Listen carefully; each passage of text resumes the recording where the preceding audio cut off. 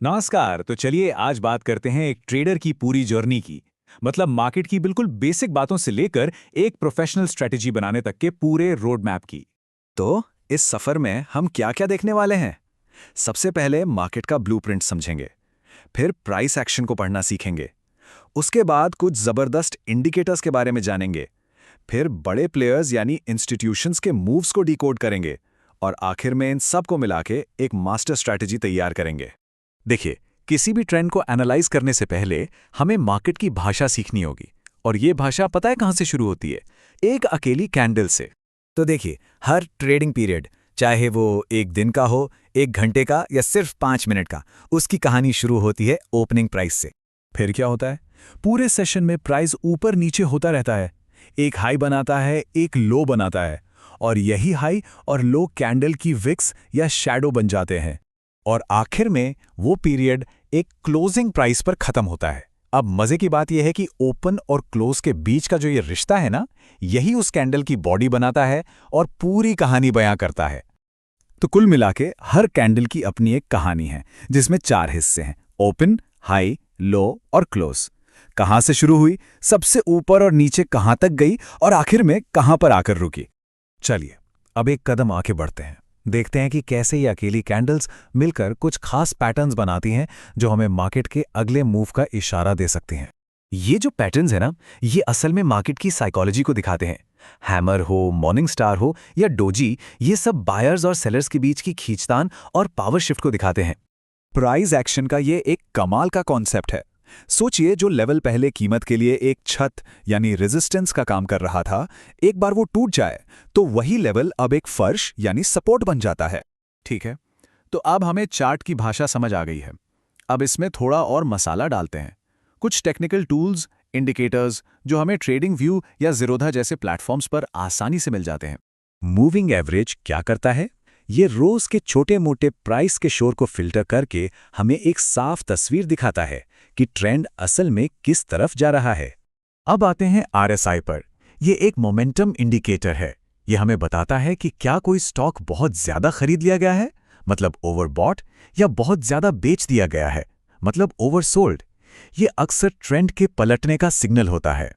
ADX को समझिए, ये एक ट्रेंड ओमीटर है, मतलब ट्रेंड की ताकत नापने वाली मशीन। ये नहीं बताता कि ट्रेंड ऊपर है या नीचे, बल्कि ये बताता है कि जो भी ट्रेंड है वो कितना मजबूत है। ये सही स्ट्रैटेजी चुनने के लिए बहुत जरूरी है। तो मूविंग एवरेज में भी 2 पॉपुलर चॉइस हैं, ईएमए और एसएमए। ईएमए जो है वो रीसेंट प्राइस को ज्यादा तवज्जो देता है, इसलिए शॉर्ट टर्म एंट्री के लिए अच्छा है। वहीं एसएमए सबको बराबर वेटेज देता है, तो ये लॉन्ग टर्म ट्रेंड कंफर्म करने के काम आता है। तो यहां पर देखिए, इन इंडिकेटर्स के कुछ की रूल्स को एक साथ रखा गया है। मूविंग एवरेज का गोल्डन या डेथ क्रॉस, ट्रेंड में बड़े बदलाव का संकेत। आरएसआई के जोन्स जो मोमेंटम बताते हैं, और एडीएक्स का 25 से ऊपर होना जो एक मजबूत ट्रेंड की निशानी है। अच्छा, इंडिविजुअल पैटर्न्स और इंडिकेटर्स अपनी जगह हैं, पर असली खेल तो तब समझ आता है जब हम स्मार्ट मनी के फुटप्रिंट्स को फॉलो करना सीखते हैं। मतलब बड़े इंस्टीट्यूशनल प्लेयर्स क्या कर रहे हैं।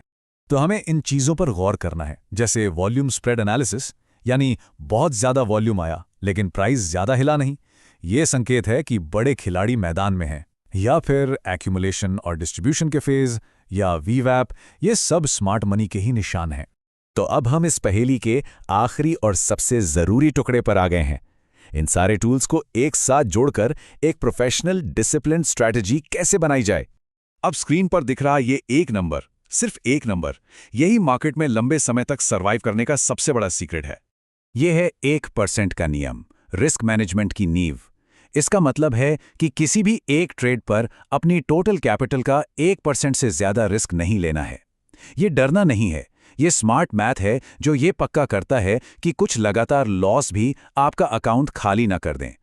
आखिर में ये सारे कैंडल्स, पैटर्न्स, इंडिकेटर्स, इन सब का मकसद सिर्फ एक है, वो ये कि हम इमोशंस के आधार पर नहीं, बल्कि एक स्टैटिस्टिकल एज यानी संभावनाओं के आधार पर फैसले लें। भावनाओं में बहकर जो साइकोलॉजी टैक्स हम भरते हैं, उसे खत्म करना है।